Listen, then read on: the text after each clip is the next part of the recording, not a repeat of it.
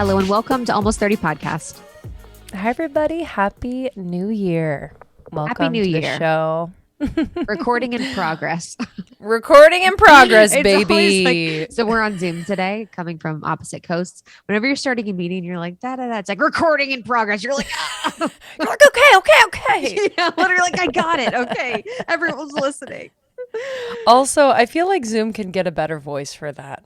I agree. But They you know could what's just, weird? you know? There's something about it that's very her or very Alexa, where if it was Oh, like a woman that was like recording in progress, it might freak me out. yeah. Totally. Alexa freaks me out as well. I don't use Alexa. Yeah, no, I put her to sleep after the move. I said, Yeah. You're not coming with me to New York. I think you left her here. I think I left her there. I think you left her here. She's been haunting my dreams. Freaking Alexa. If you're new to the pod, welcome. We are Almost 30 Podcast. We've been around for 100 years now. And we're really grateful to have you. We love to talk about things like self-development, spirituality, wellness, a little bit of culture, but really we are here to support you in your evolution. So talking about anything that's related to the support of your growth and your expansion is what we do, and why we do it is because we needed that during our transition from our 20s to our 30s. And we found that in our conversations together. Yeah, I've been thinking about that a lot lately about just, I have been chance meeting a lot of people, whether they are parents of 20 somethings or actual 20 somethings. And I'm like, oh my God, if I had so much of what we have now when I was in my 20s, oh my Lanta. So I'd be so amazing. I also think of like, what would I be doing? I would be a rocket scientist. Okay. I know. I would have cured cancer. It's just crazy, but we're so glad you're here. And just on that note, really quickly, we have our favorite event of the year coming up. It is completely free and kind of a culmination of like really what we're here to do live. So we bring together our favorite teachers and experts and healers, and basically bring them to you live to share their insights and expertise and just magic, really, and support you in your evolution where you are now. And especially kicking off 2022, I feel like this is going to be an incredibly special one. Yeah, the lineup is fire. The lineup is fire. So Almost 30 Camp is a free online event. Some of the speakers that we have attending this year, it is happening on January 22nd, 2022. So Saturday, January 22nd, 2022, digitally. Some of the speakers will be Spirit Daughter, Jill Winterstein, who will be doing the 2022 astrological forecast. We have Mark Groves, Permission to Evolve, In Relationship and Collectively. We have Kimberly Snyder, who's going to be talking about moving beyond fear, teachings and techniques to expand into a life that's more fulfilling. We have Bethany Webster, healing your inner teenager from inner conflict to peace. She was really impactful for me in healing the mother wound. So a lot of her work is around mother wound. That's going to be incredible. We also have Rael Bird. She's going to be talking about intergenerational and personal healing with shadow work. And we have Manaj Diaz of Open, being in our body.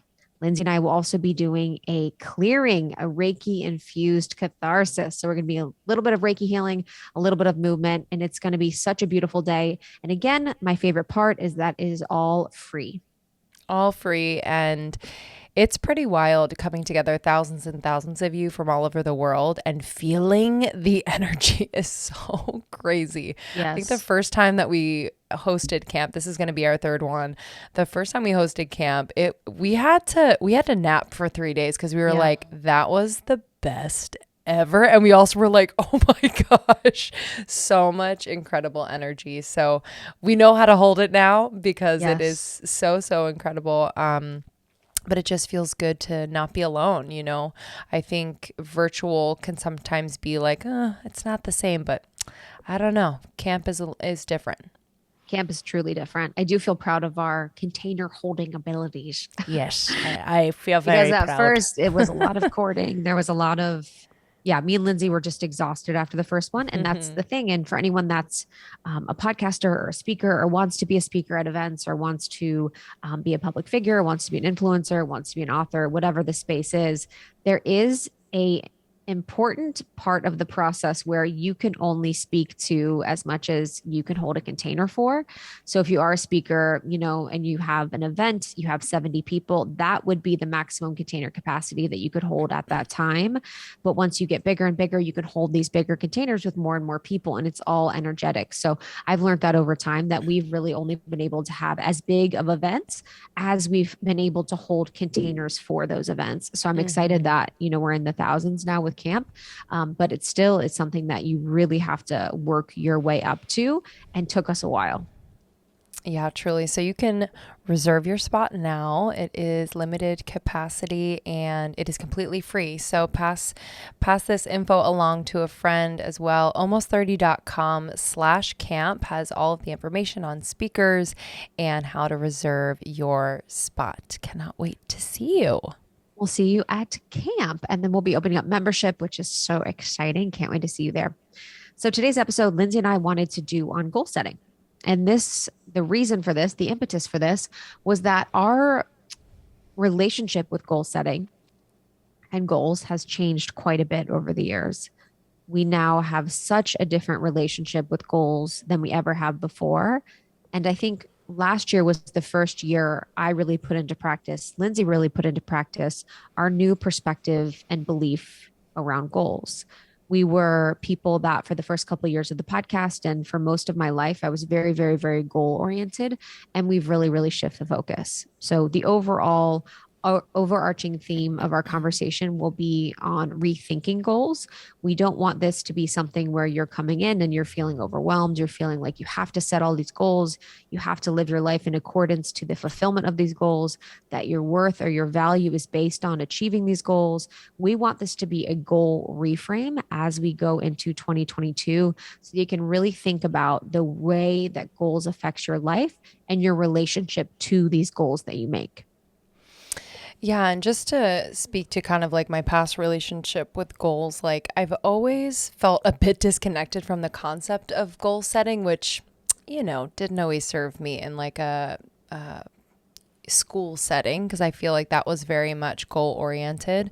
But I always felt like something was missing in the process, where it just felt very linear, where it was like, this is the goal, this is what you focus on, this is what you get done. And if you don't, it's considered incomplete or a failure or whatever. It's almost like punishment. Yeah. Inspired. And even though it's not like blatant punishment, it's kind of like, so if you don't meet the goal, then you fail. And that's just understood. And then it's kind of like self-imposed, shame around that failure. But that's, I think I was definitely taught that around whatever I wanted to accomplish, whether it was, within theater or within my education, whether I wanted to get an A in this course or set myself up for success for like a big audition. And, I was so focused on the goal that I really wasn't able to see kind of the peripheral view of like what else could be contributing to the fact that like I'm not meeting this goal.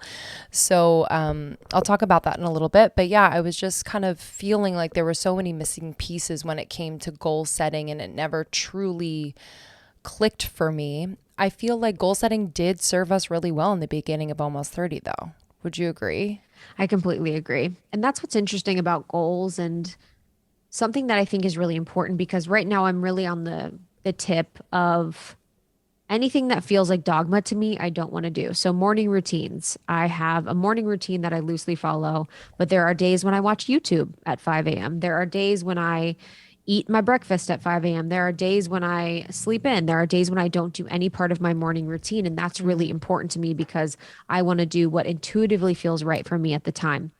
But my goal setting and the way that I was really diligent and really disciplined about achieving my goals was really helpful to our success in our business and any success that I have in my life. So there is a really important part of goal setting and being disciplined that I think is important for the journey.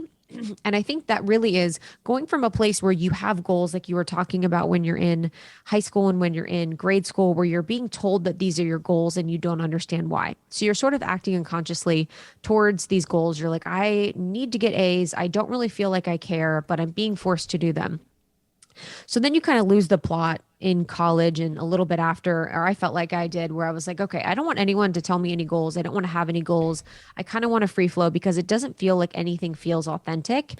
And then you sort of have to come around to another place, the next evolution, where you're understanding, like you said, and you're creating goals based on things that you actually want in your life and things that actually matter to you. So you're making goals based on like a true heartfelt reason that you want to achieve them rather than what society thinks or rather than what your job thinks or what your teacher thinks or what your professor thinks.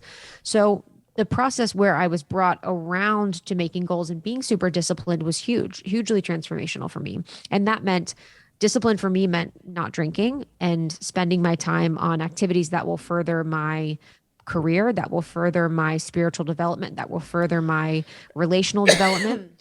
And that also meant doing things like meditation. So having a discipline around meditation so that I could make that an integrated part of my practice. It could have also meant becoming vegan. You know, I had to be disciplined about being vegan or just being disciplined about vegetarian for the years that I was before it. And those led to really impactful things in my life. I wasn't willy-nilly about them. I was pretty strict about them, but it felt really good and it felt really, really aligned because I understood why those were my goals. For drinking, I wanted a different life. I wanted to change my life in a way that felt like I was living more authentically and more in my body. For being vegetarian, there are social and cultural reasons I felt really aligned to. For meditation, I really wanted to get a hold of my mental health. So what seems to be really strict things by basis of culture and society, you know, to not have meat, to not have bacon, to not go out with your friends, to spend time alone, meditation feels really weird. But for me, having those be a part of my life, understanding the end goal, and then understanding that the discipline of those things was going to help me get there was really, really, really important. Yeah, it's like those goals by proxy that are really about kind of your own personal journey that can enhance the more specific goal, like the Yes. veganism, like the not drinking. It's like that is really supporting what you want ultimately, right? But it also helps to strengthen the muscle of I'm going to commit to this thing and I am going to create a really healthy habit, but more so a lifestyle. And so you prove to yourself and build more confidence around that, which I think is so, so important. And you know, it also made me think about like the fact that so many of my goals in the past have not been my own. And you briefly touched on that, where it's like, are these Yes. goals my own? You know, Yes, it's like dude. in the world in which we live in now, we're seeing so much on social media, so much on the news, so Oh much my here, so much gosh. there. And so you kind of sponge up these aspects of people's lives that you want and you strive to have. And it's like, okay, you know, it's like, Yes. and so I have to be really discerning about, and I've been tapping into this lately on my social media hiatus, because I'm like, I automatically was like, all right, Linz, what are your goals for this? What are you going to have at the end of this hiatus? And it was like, like, why? Why do I want that or need that? And it really felt like because I wanted to show people what this produced for me. And it Mhm. really wasn't about what I wanted to produce for myself. So I kind of had to check myself. So I think it really always is about checking in with the, like you said, the why behind the goal. Is it yours? Yes, I think that's a huge question for our audience. Is this my goal or someone else's? Is this my goal or someone else's? I remember for so long I was like, I want to run a marathon. And then one year was like, I don't give a fuck about marathons. I don't fucking want to do that. And that's literally mad respect and love to people that have run marathons. I've run a bunch of halves, like mad respect. But I was like, damn, that wasn't my goal. And it felt like a stereotypical idea of a goal you see places. Like I was definitely Yes. influenced by the idea of goals. And for so many people, the standard goal felt like from what my perception is was a marathon. And so I would say that I'd be like, oh, I want to run a marathon. I want a marathon. And then I'm like, what? I don't give a fuck about marathons. And I think when we're talking about is this my goal or someone else's, a good way to kind of check in with that is, potentially write that goal down, maybe journal about it. Like, how is this goal going to make me feel? How will my life be different if I achieve this goal? What does this goal mean for me? Are some great questions you can think about when journaling. And I think also too, checking in with your community, with your partner, with your friends, with your family, like, what do you think about this goal for me? Obviously, we don't want to be too influenced by our family's opinions, by anyone else's opinions but our own, but it could be interesting to see how they react and if it feels like a natural evolution or progression as a goal for you. And thinking from a relational perspective, it is a good idea maybe to check in with your family and friends or your closest loved ones and goal set with them, in the sense of goal setting based on either your relationship or things that maybe they're seeing. And this is kind of TBM shadow work in you that you could potentially make as goals that you may not see yourself. Because I think a lot of our goals are really ego based. They're really like, how is this going to make me look to everyone else? What does this mean about me? Does this mean I'm good? Does this mean I'm achieving? Does this mean I'm a productive member of society? And they're actually not based on anything that would make an impact on our life that we would feel on a daily basis. Yeah, I really love that point. I think Sean and I make goals at the beginning of every year, and I'm curious to look back on last year's and see what the ego to soul ratio is on them. But it was cool to share because you're right. Like, there is something that someone that knows you so well brings to that reflection. Like, I remember distinctly him being like, "Oh, I really love that for you." And I hadn't really shared that goal before. And I was like, and it almost rang true even more. I was like, yeah, that is actually, it wasn't at the top of my list, but it was like, actually that one is the one that spoke to my heart, even though it wasn't going to be the one that I could like show people and really like, parade around. So yeah, I think that's such a good point. And I also think, when looking at our goals, just checking in on just the emotionality around a goal and just kind of seeing if there's any tending to that needs to happen before we kind of like get on the pursuit and start the process.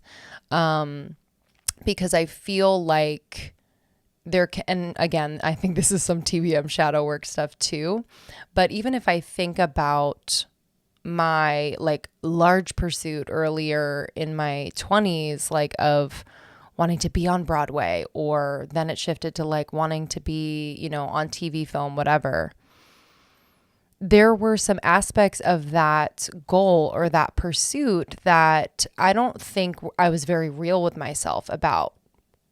Some of those being like, okay, whose dream is this really? Did I love it? Yes. And did I understand what it would really take to get there? And if I understood what it really took to get there, would I still want to do it? And I don't, I haven't reflected on that. It's kind of like just, thankfully I was open enough and other things came into my orbit and I'm on another path now. But it's just interesting to think about that if I knew some things that I would have to sacrifice or almost compromise on in order to be in that world, like I'm not quite sure if that pursuit would have gone on for that long. So it's just interesting to kind of think about, okay, what is this really? What is the emotion behind this? Do I really want to be seen? Do I really want to be recognized for something, but maybe not this thing? Maybe this thing isn't the thing. Am I kind of carrying my parents' dreams for me? So it's just kind of picking apart. And again, that shadow work is so important to kind of show you those things. And even if it turns out that you still want to pursue that thing, I do think that it clears some debris so that you can just go. Yeah, I think that's such a great example, because is this a goal that I want to achieve because I believe that my inner child will receive love from it? Mm-hmm. And this is probably more of my life is motivated by that than maybe I'm conscious of. But for your example, it's like that was always the dream for you and your family and your parents, to be on Broadway, to be these things. So is that the heart of you? And sometimes it's so close you don't even know. And for me, I don't think my family had a dream for me. So it wasn't like I don't really know. But it's like, is that, sometimes you're like, oh, it feels in my heart because it feels so true. but I don't know if I go deeper to my soul, if that's what my heart wants. And a lot of times our goals are really just ways in which our inner child can act out this feeling of feeling unloved or feeling unworthy or feeling unvalidated. And we get on this hamster wheel of goal setting in hopes that that's going to fulfill us and that's going to make us feel seen and that's going to make us feel loved. And really, it never does. And I think like the hyper focus on it, I think I probably missed a lot of opportunities along the way. I think I opened up towards when, almost 30 came in. But for so long, I was just so hyper focused. I wasn't really looking at anything else. Yeah. And I do think that the pressure of this massive kind of vague goal just made me hyper compare. So I was comparing myself to everyone. I was like, I'm not good enough. I'm not there yet.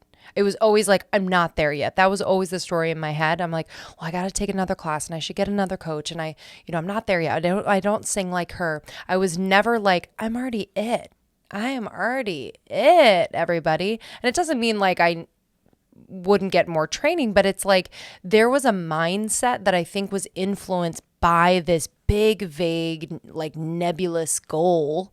And it wasn't really serving me and giving me the confidence and the groundedness and really the focus. I felt very ADD in the whole process, actually. So I think... Yeah, I think when you have that internal critic, it puts you down first with the comparisons, and then it selects that single arbitrary domain of comparison. In your case, it's acting, and in this specific realm of Broadway at that time, or then film or TV.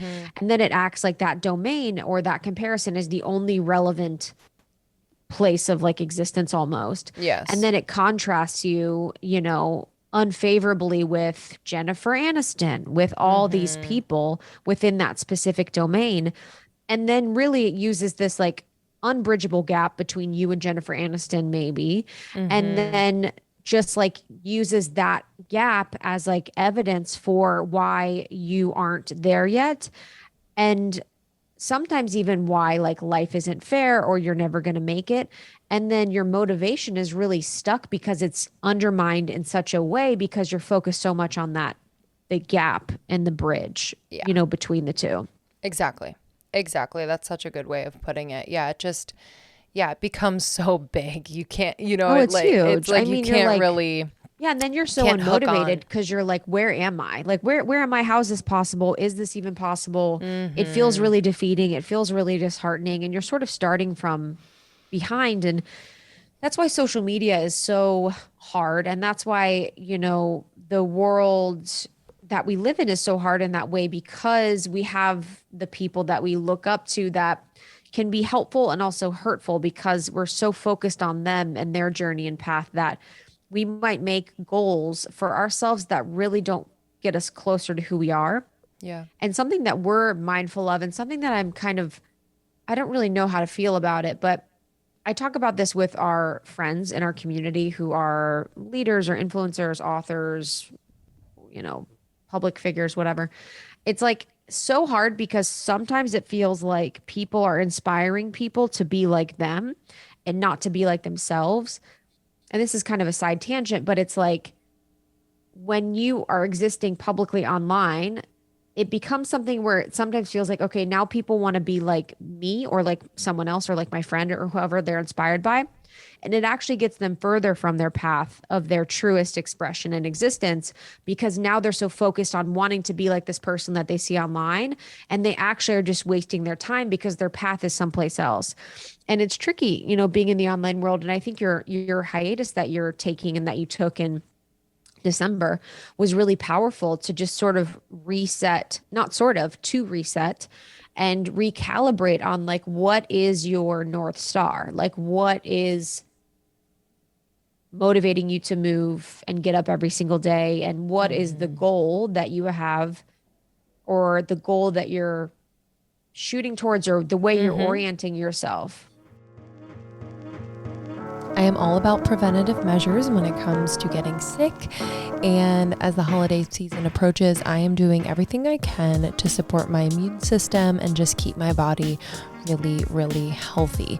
So one of the ways I'm doing that is using propolis every single today I use the Be Immune Propolis Throat Spray from Beekeepers Naturals, and it is so good. So whether you are perfectly healthy and just trying to uphold a really strong immune system, or maybe you have a scratchy or uncomfortable throat, this spray is really effective, and it tastes delicious. A lot of these sprays do not taste good at all, but this product is so good, so tasty, and really effective. So this product is third-party tested for all pesticides. You got to be careful because a lot of beehives are in places where they are pollinating in pesticide areas.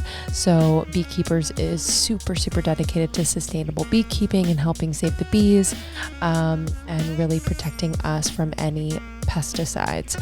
So propolis, more specifically, like I mentioned, I'm taking every day and is backed by science. So bee propolis acts as the bee's medicine in the hive, and it also contains vitamin B's, vitamin C, zinc, and over 300 beneficial compounds and minerals that are amazing for the human immune system. So basically the bees use the propolis to protect the hive from any bacteria that might harm them. It's basically the hive's immune system. So it's pretty incredible. So I make sure to have my Bee Immune Propolis throat spray everywhere. I have one in my purse, I have one in my bathroom, I have one in my medicine cabinet, and I just have one in another bag. So I have them all over, and I'm so glad I do. I've been feeling really good, really strong. Check out other Beekeepers Naturals products as well. They have incredible throat lozenges. They have a cough syrup, and of course they have their honeys, and they have their brain fuel formula. Y'all, this brand is incredible, using the power of the beehive. So go to beekeepersnaturals.com/almost30 or enter the code almost30 at checkout. You'll get 25% off your first order. I would just do a bulk order. You will not be disappointed, and you will be happy you did entering this cold and flu season. So beekeepersnaturals.com, beekeepersnaturals.com/almost30, or use the code almost30 at checkout to get 25% off your first order. I have a brand that I think you'll love to incorporate in this new year. So Bev is a female-founded canned wine brand, and they're on a mission to transform the alcohol industry as we know it. They create a voice for women where there's never truly been one. So this is really exciting. We're super proud to support Bev, and I can attest that all of their varietals are so delicious. And what I love is that it comes in a little can. So it's convenient. It also is kind of like a portion control, so you don't lose track of how much wine you've had. And added bonus, they're all zero sugar and only 3 carbs and 100 calories per serving. They have 6 different varietals: Rosé, Sauv Blanc, Pinot Gris, Pinot Noir, and their recently launched sparkling rosé. It's called Glam and Glitz, and it's super delicious. That's probably one of my favorite ones. I also love the Pinot Noir. Their wines are dry, crisp, and a little fizzy, so it's super refreshing. A 24 pack is equal to 8 bottles of wine, just FYI, so kind of nice to have on hand. But you can also bring their 4 packs. They're great for gifting or hosting, any of that. So Bev, 2-day shipping straight to your door. Shipping is always free, super easy. So I would order now, receive 20% off your first purchase plus free shipping on all orders. I would try their best-selling Ladies Night Variety Pack, so you can check out all their delicious varietals. Go to drinkbev, drinkbev.com/almost30, or use the code almost30 at checkout to claim this deal. So 20% off your first purchase plus free shipping on all orders. I recommend their best-selling Ladies Night Variety Pack. Go to drinkbev.com/almost30 or use code almost30 at checkout to claim this deal. Bev can also be found at retailers nationwide, including Target, Total Wines, Bevmo, and more.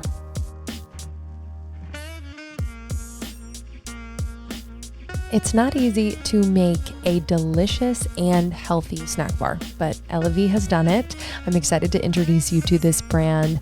It was founded by two female fitness instructors at Equinox in LA, and they were really solving their own pain points. So they needed something filling, delicious, really, really clean, but didn't upset their stomachs. You know, that bloating from sugar alcohols? Yeah, doesn't happen with these bars.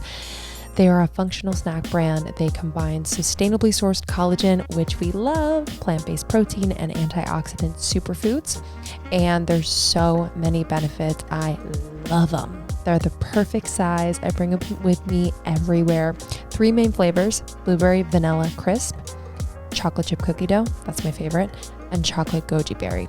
Every bite is so delicious, non-GMO, gluten-free, and made with natural ingredients. Y'all, it's hard to do. It's really, really hard to do. I've had many a bar, and so many of them either have so much sugar or they taste terrible. And what I've noticed with these bars is that I'm able to remain satiated for longer than other bars. Ever have a bar and then like literally 20 minutes later your stomach's rumbling? Not with these. And it is the protein that keeps me satiated. So there are 8 grams of protein per 100 calorie bite, and I cannot recommend them enough. So go to elevie.co and use the code almost30 for 15% off, free shipping on 2 pouches or more. So 15% off and free shipping on 2 pouches or more when you go to elavi.co and use the code almost30. I love these little pouches. They're awesome. They fit right in my snack cabinet. And then I just take out a bunch of bars to put in my purses and just put anywhere I need them. Go to elavi.co, use the code almost30 for 15% off and free shipping on 2 pouches or more. Ever since I went off birth control a few years ago, I have been on a mission to get better periods every single month. And what I mean by that is that we're not really supposed to be experiencing these terrible, terrible PMS symptoms. It means something is out of balance in our bodies. And our friend Elisa Vitti of Flow Living has talked about this on 2 podcast episodes that we've had with her. So please check those out. But I am just absolutely blown away by the cycle syncing supplement kit that Elisa has created. So this is basically a targeted nutraceutical for each phase of your cycle. So it's super, super specific. So not sure if you knew, but your follicular phase, for example, can bring super low energy. The ovulatory phase can bring breakouts and ovary pain. The luteal phase can bring cravings and mood swings. And the menstrual phase, which I'm actually in right this moment, can bring cramps and reduced immunity. So this is a curated collection of nutrients, herbs, and superfoods that will help you to stay energized, focused, and you will experience fewer period symptoms. So this is female biohacking for bleeders done properly, and you just take one every day for the phase you're in. So it's super, super simple. I have noticed a difference in my energy, my skin. I've reduced bloating, and my mental clarity is so much better when I am using the cycle syncing supplement kit. I also wanted to point you to the other kit that I am using from Flow Living, which is the Balance by Flow Living. So this is really going to support the balancing of your hormones. So these are essential micronutrients. Basically, think of it as an insurance policy against endocrine disruptive things that we are doing every day, knowingly or unknowingly. I have just loved using these. There is the Replenish, which is a magnesium supplement, the Energize, which is a B complex, Gutsy, which is dairy-free probiotics, the Detox, and the Harmonize. So you will have a full support system in balancing your hormones and just feeling so good. I've specifically noticed that the Energize of the Balance supplement kit, the B vitamins, this is all I'll need because it truly has boosted my mood. It's really helped with my sex drive. So it provides adrenal support to make the right cortisol to DHEA ratio. And I just feel like my adrenal fatigue has improved so much. So for our listeners, super excited for you to try Flow Living, the cycle syncing supplement kit, as well as the Balance by Flow Living supplement kit. You're going to love it. Go to flowliving.com and you can use our code almost30 for 15% off all Flow Living products or programs with the code. So that's flowliving.com. Use the code almost30 for 15% off all products and programs with code almost30. In the past, I've really underestimated the power of body care. So self-care practices for my skin, my body. And I wanted to pass this along to all of you as you start a new year. I know sometimes the end of the year can just be kind of brutal and hectic and we just run ourselves into the ground. So I want you to start this year off right, taking care of not only inside, but also outside. And Osea has the products that I am literally obsessed with. They have award-winning serums, moisturizers, and body treatments. Their body oil is a cult favorite, a celebrity favorite, my favorite. It's been 4 years and I literally cannot get enough of it. I order 3 at a time so that I don't run out because I get nervous when I run out. It is that good. It smells delicious. It's 100% natural. It's super healing, keeps my skin feeling so supple. It glows. And it's been known to really help heal conditions like eczema and psoriasis, rosacea. It's just unbelievable. So I would love for you to try Osea. In addition to the body oil, I also recommend the Salts of the Earth body scrub. So this is a gentle exfoliator. This will leave your skin feeling so smooth, glowing, and then you put that body oil on. It's so good. And lastly, I recommend the Atmosphere Protection Cream. So this is a daily moisturizer that creates this just super hydrating barrier. Let's protect our skin this winter. We know what happens. Let's protect it. So for our listeners, we're excited. You can go to oseamalibu.com, Osea, O-S-E-A, Malibu.com. Use the code almost30 to get 10% off your entire first order. So that's oseamalibu.com, 10% off your entire first order. Plus you'll get free samples with every order. Free samples galore with every order, and orders over $50 get free shipping. So head on over to oseamalibu.com, use the code almost30, get 10% off your first order. You'll get free samples with every order, and orders over $50 get free shipping. It's such a fast-paced environment. I feel like just the digital world, it's like we're always consuming, and then like us, we're like consuming and like creating content at a pretty high rate. And so I was losing sight of and just really not able to grasp some of my like specific goals. I could say kind of general ones, and then I was like, okay, but you know, it didn't really like hit in my heart. And I think, you know, I would prioritize what I was doing on Instagram over what I was doing in private, like whether I was working on my music or doing other things. I'm like, I would prioritize, yeah, but I have to post on Instagram and I have this thing I do, which I love doing. And it's, you know, such a blessing to be able to do that. I really love the platform for that as well. But, you know, I just needed that. I needed that breather to kind of come back to like, okay, you know, what actually feels good. And then I think in that way you can kind of piece together just a clearer way to achieve present goals, you know. Yes. And because before it just felt so staticky, I couldn't really see. I'm like, I don't see how I can do that right now, you know. But I'm sure we're recording this a little bit before the new year, but I'm sure I'll have a bit more insight on it. But yeah, I think that just lends itself to the tip of like taking a little space before you like really commit to a goal. It's like giving yourself that space, top of year goals. I know it's like trendy, but if you Dude. need the whole month of fucking January to Ugh. just like noodle and just be like, you know what, where's my heart and how do I want to feel and what really matters to me?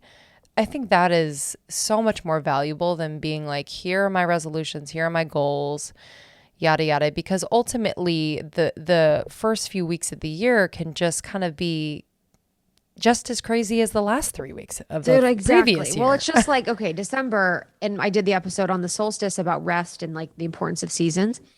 And then it's like everyone's like, holidays are crazy. We've got to go to see family and travel, and we've got to get everything in for work and end of year stuff. And then in January, everyone's like, it's crazy. We've got to set goals and we've got to achieve our goals and blah, blah. And I'm just like, hey, when are we going to take a break? And when are we going to check in with the ways in which we're participating with our consumerist society or our capitalistic society? And I don't even have that much beef with capitalism when it's done well, but it's like we just continue to put ourselves on these wheels and continue to be like, oh my God, I got to set these goals. I got to finish these things. I got to spike our adrenaline somehow and our cortisol somehow through this goal setting. And it just drives us crazy. And it really keeps us out of presence. And, again, like giving evidence at the beginning to why goals are super important to me for most of my life and discipline was. But as I sort of progress on my journey, and it's all part of a journey, and you're on your journey, I'm on mine, and our audience is on a different journey, each one of them individually, but it does bring us out of presence because we're always focused on the next thing. And I did find myself at the end going crazy because I was like, okay, in 3 days, I've got to do this. In 4 days, I've got to do this. And in a month, I've got to be here. And in this, and I was time traveling a little bit too much where I wasn't really enjoying the present, or I wasn't really in my body, or I wasn't really focusing on the here and now. And I was missing a lot of life because I was so obsessed with being in the future with my goals. Yeah, definitely. And yeah, I think I remember the moment. I just remember feeling it in my body when like we were making some goal, or we had made some goal, and then we didn't meet that goal by quite a bit. And because the goal was like pretty crazy. Yes. And, it was numbers focused, and I kind of want to speak to like our obsession with kind of like quantifying things and just kind of gamifying and being in that like number system of like, so how much money do you have here? How much did you make from this? Or how many downloads do you have here? How many people? How many figs, baby? And it's like, okay, are we again just doing that because that's what everyone's doing and sharing and asking for? Like, what is that? I think, I think there is like another layer of that where we're like, okay, well, we have a team, and we also want them to feel at times like goals motivate people. And I think when you meet a goal, it's really good for morale. So I think that was also kind of a part of the reason. But we hit a point where we were just like, why are we making these crazy goals? And then we're like, the letdown is like so real. So real. Yo, you guys, we were goals, go crazy. Because this is what it is. It's in the personal growth, self-development space where like everyone's talking about how many figs a day they're making. And everyone's like, just, it's an interesting space because people are very public about their money, public about their numbers. Your numbers are public on display a lot of times. And so I got caught up in being like, okay, I see them at this goal, I want to be at this goal, or I see us at this goal, I want to be at this goal. And making these like number goals that were literally pulled out of my ass, like made no basis or sense. And I've said this before, but a conversation with Justin where I told him, I'm like, oh, we didn't hit a goal that we set. I feel really sad. He's like, well, where are your goals coming from? Like, what is your goal? And I'm like, oh, to double this, whatever the thing was. And he's like, that's not how businesses make goals. He's like, they don't say double it. They say grow by 15%, grow by 20%, grow by a sustainable amount that you can handle. And I was like, wow, that's so true, because that feels better. It feels like you can hold it. It feels more sustainable. And when you're doubling everything, it's just kind of out of nowhere. And so for us as a business, we had a lot of goals previously. we've met goals, we haven't met goals, we've kind of been all over the board, Lindsey and I. And it's funny because we've achieved things that we haven't set goals for, but we haven't achieved things we've set goals for, which is very interesting. So for the first couple of years, we were like, we want to hit this certain number a month, didn't hit the number, but then we would have something else happen. We'd have a monetary goal achieved, or we'd have a team member goal achieved, or, we'd have these things achieved. And so the past couple of months and even the past couple of years after one launch that we did, where we were like, no more. Like, we are no longer going to participate in launches where we're focused on numbers. We're going to be very clear about that. We are about the impact that we're making, and the numbers don't matter. So we had to set that boundary. And then ever since, we felt such freedom, where I feel really good about where we are as a business. I feel really great about the team synergy. We feel really great about our relationship and everything moving forward. And it's lifted something where we're like, okay, we can creatively express and be and work with the energy of Almost 30 and support our community in the best way possible. And it doesn't have to be dictated by whatever the numbers are telling us it has to be dictated by. Yeah, it's so much more about the quality of what we're producing. And I do think that without the number goals specifically, we're able to see and feel, like you said, just like the good in the present moment, where I feel like more often we're now being like, wow, like this team member is just killing it. Yes, yes. Like just these like daily things that we're like, yeah, you know what? Like a year ago, this wasn't here, and look at us now. And we're able to pick up on those things rather than being so hyper focused in one direction. It's like, oh, we're open and ready to receive kind of like the big and little things that are always improving and growing. So yeah, I think too, something about the team that I wanted to mention, and I think is a really important piece. So when we're thinking about like the goal setting in the brain and its effect sort of on what's going on cognitively, there are different parts of the brain that it's impacting, and goal setting really rewires our brain to make certain parts work more effectively. So there are parts of the brain that do get activated with a goal. It's the amygdala, which is the brain's emotional center, and this evaluates how important the goal is for you. So in Lindsey and I's cases, sometimes we didn't have the amygdala activated enough to really make sure that this goal was important to us for a real reason, but just kind of a flippant number basis reason. The frontal lobe is also activated, which is the brain's logical problem solution portion, which defines the goal and then digests it. So you have the original reason, which is in the amygdala. Then you have the frontal lobe, really helps bring that down, almost like from a projector perspective, and human design helps make it more tangible. And then these work together to push you towards the completion by having both the goal setting of the frontal lobe and then the reasoning why. And this is just really to support you in, the process of evolution. But then I think what was most important about the brain's relationship to goal setting was that the brain rewiring must occur when the individual sets the goal, and that the brain and the amygdala is actually not activated when a boss or a coworker or a partner or a friend or a parent sets a goal for you. So someone else setting a goal for you will actually not have the same brain effects as you setting that actual goal that you care about. And I think this is important to think about for teams or even relationships. When you come to a team meeting and you're like, we want to hit this revenue goal, we want to do this thing, that actually won't have the same effect or the same result as if you were to ask each member of the team separately, or even in a team meeting, what would be a goal that they would want to set and why is that meaningful to them?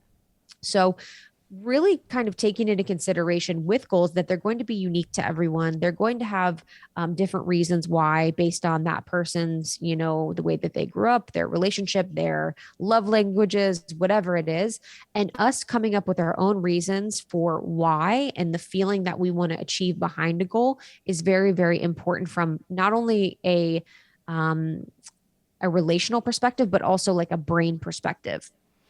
Yeah, I think that's so, so important. And I think, yeah, for anyone really, whether you have a team or not, just knowing that, knowing that if you are kind of picking up on, goals outside of you, or whether your boss or maybe your friends are setting goals and you're like, I'll take that goal as well. That sounds Yes. good. It's like, again, it's that making sure you have that emotional connection. I think that's such a good point. And it's also so good to bring in the science and just kind of visualize the amygdala being activated when you set a goal, just kind of like Yes. holding, Yeah, like doing the feeling it. the hologram of your amygdala and Yes. And holding say, do it. you like this? Do you feel connected to this? You could even be like, does this feel like something that I want to work towards? Mm-hmm. Even like asking that part of your brain, like, do I feel motivated by this? Yes. Does this feel good? And that's a good part too, to feel the feeling in your body. Like Mm-hmm. say a goal, and then you're like, how does this feel in my body when I say that I want to lose 20 pounds, or I want to, Mm-hmm. fit in this size, or I want to fall in love, or I want to get a promotion. It's like, how does that feel in your body? And for the most part, most of our goals probably don't give us the feeling in our body that excites us or inspires us or motivates us to move forward. And I bet you the more untangible, creative, um, you know, spiritual or just feeling goals are the ones that really feel different in our body. Mm-hmm. Yeah. And I think those are the ones that, again, help the tangible goals also. It's like Yes. really making sure that and we talk about this a lot on the podcast, but it's just making sure that we are also tending to, the emotional, the spiritual, just the energetic body, because all of that is always at play. And so if you are pushing off therapy, or if you are, resistant to a certain type of healing, or if TBM shadow work is like, oh man, I don't want to do it. It's probably one of those things that is potentially calling you forward, because it's going to allow you to be, more available for these other achievements that you want in your life. Mhm. Yes. And I think the point of feeling and goals is really important to also bring in, the Danielle Laporte perspective, and her book is so incredible, called The Desire Map. And in it, it talks about aligning and basing our goals more on the feeling that we want to achieve when we achieve it, or the feeling that we want to get by achieving it, rather than the actual goal themselves. So when we're thinking about, running a marathon as an example, that really doesn't make me feel anything. But if it was a goal that I was aligned to, it would make me feel excited or inspired or, um, fulfilled. And if those are my goals in the end, so if we're drilling deeper beyond the actual action or the thing, I want to feel inspired. I want to feel fulfilled. How else can I feel those feelings? Is there another route or another way for me to feel excited or fulfilled? Because if the end goal is the feeling, is there another way to get to the feeling that doesn't even involve the end goal? Because really we're all about, and living in a world where it's more about feelings than we think, and we kind of act like it's not. And that's Mm-hmm. also really helped me too. And something I've been working on and trying to get away from is that I've noticed that a lot of the days in the morning when I'm setting my goals or I'm journaling, I write down that the feeling that I want to feel is productive. And I'm annoyed at myself because I'm like, that is not, why do I love feeling productive? I love the feeling of feeling productive. And I'm trying not to shame myself, but I'm always trying to come up like, what does that mean? Why do I feel so good when I'm productive? What does that say about what I value? What does that say about who I am and how I measure my worth? And so always kind of coming back to even our feelings, like when we get to the feeling, is the feeling even something that we want to be striving and working towards? Because I don't know if I want to always base my feeling of my day on feeling productive. Could be feeling Mm-hmm. loved, could be feeling inspired, could be feeling nourished or whole. And I think there's better feelings that I could align myself to um, eventually. And I think that's a really good thing to bring up, because I think goals in general just are what make us feel productive. Because when we can tick it off, it's like, it's such a satisfying thing, whether it's a daily goal, a weekly goal, monthly or yearly goal. And I think our identities, generally speaking, are super wrapped up in productivity. I mean, we know that. I think like even just being away from Instagram and like just having kind of less of less of my time spent there. I'm like, okay, so what am I going to fill it with? What are we doing? You know, it's like really apparent to me. And the days where I have told myself, you're going to lay on the couch and you're just going to read the book that you're reading that you love, or you're going to maybe watch a show, you know? And I just notice, like, I can't go on my phone and distract with Instagram. I'm like, I get up, you know, at first I was like getting up and I was doing things as I was watching, and I'm like, this is so, or I was thinking about, oh, I have to start on that project for almost 3 weeks, do this. Okay. You know, it's like our minds, and I'm wondering, what is that part of me as well? It's like, to me, it feels like anxiety. It feels just like anxiousness around rest. It feels like anxiousness around, no one's going to give me kudos for laying down on the couch. That's facts. You know, That's facts. or like anxiety around not having enough time. Oh, I got to start on this thing because I want to, you know, it's just anxiety around that. So I do think there's a chemical that your body is looking for that you usually get through your phone. So you are really rewiring and retraining your body and brain that you are no longer going to get dopamine each time you touch your phone. yeah. How am I going to have my dopamine restored or created or released in my body if I'm not looking at my phone? So that's real. Mm-hmm. Yeah, completely. Yeah. I'm excited. Definitely think you should do a full episode on that. Yeah, I'm definitely going to do that. Yeah. I think it's completely, I've been thinking about it. I'm like, it's completely possible for me and everyone to, in a way, like really build in the ability to take, like, whether it's mini hiatuses, whether it's like you're on Instagram Monday through Wednesday, Monday through Thursday, or something, like where you can build in kind of these like pretty nice blocks. And I know some people do that with like weekends and stuff, but I'm like, maybe like 4 days where, because I think that would just help the pathway to like stay. Yes. That's sort of my pattern more so. I've been, here and there, but mostly my pattern is taking off Friday, Saturday, Sunday, and sometimes Monday. And I think that's totally doable because that's when you Yes. should be spending the most quality time one-on-one with your family and friends and living in the actual moment. Yes.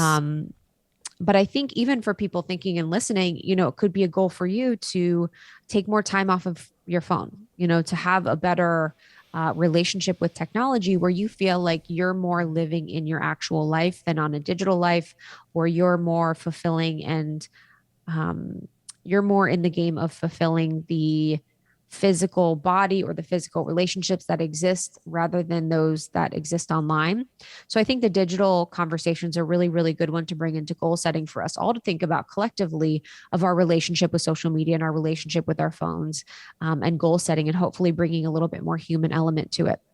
But I think overall, my main point for this and our main point together is for us to really come into the conversation around goal setting, especially in January where we're feeling the pressure to set goals for reasons that we don't know, and just always come back to the body and come back to the why and come back to the heart and come back to the soul that exists beyond this physical plane that is really yearning for a deeper connection with you, and set your goals and orient yourself properly based on that. Concentrate your day on and set your sights on, the heaven on earth, the really good, the beautiful, the truthful, and really carefully be mindful of the concerns of your body in each moment. And when you are really working on these goals and you have your sights aimed at, the new earth or the greatest life that you have, you can really attend to the future, but then also living as much as you can in the present. Because I think that's the biggest thing, is making sure that we're attending to the present as much as we are to our future. Yeah, that's so beautiful. And I think too, just, on that presence piece, it's like, how often are we allowing ourselves to just like really like marvel at what we've become because of what we've done, because of what we've worked for. And I don't know if I've spent enough time just thinking about like, wow, you know, that thing I was working on with my therapist, or that thing I was working on personally, like I am that now. You know, it's like, Yes. it's, do we take enough time to really marvel at like who we are now? And also like just taking the time, and it's cheesy and we hear it often, but like the being versus doing, I do think that there is an energetic to actually allowing things to come. And, you know, we've talked about this before on the podcast, but there is something to that. And so if you feel like you are over functioning when it comes to your goals, if intuitively you're like, wow, this is a lot, I'm feeling a lot, there is like just a constant chaos in my body and in my mind, like, is that creating a block to what you really want to achieve or get or have? And it could be. And so if you can build in some time to just be and allow and quote surrender, like there could be some things that come in that could really surprise you that won't be as effort focused. Mm-hmm. Yes. And I think a mantra that I would leave is you are the end goal. Remembering that like you literally are the end goal. Like there is no end goal. If you died today, this was the end goal. This was literally the end of it. And like you were talking about, we're looking back on your past and how far you've come. Like you literally are the end goal of so many of your goals already. And so how can you embody that end goal today? Beautiful. We will see you all at Camp Almost 30, happening on January 22nd, 2022. I cannot wait to hang with you all. It's going to be such a beautiful day. Invite your friends. You can go to almost30.com/camp. You can subscribe to the podcast. It would mean so much to us if you are part of our community by subscribing to the podcast. Writing a review is also super kind. We love when you share how much you love about the show to us in our DMs, but it also means a lot for you to write a review on Apple Podcasts. And we will see you on the next one. Love you all. Bye. Love you all. Bye.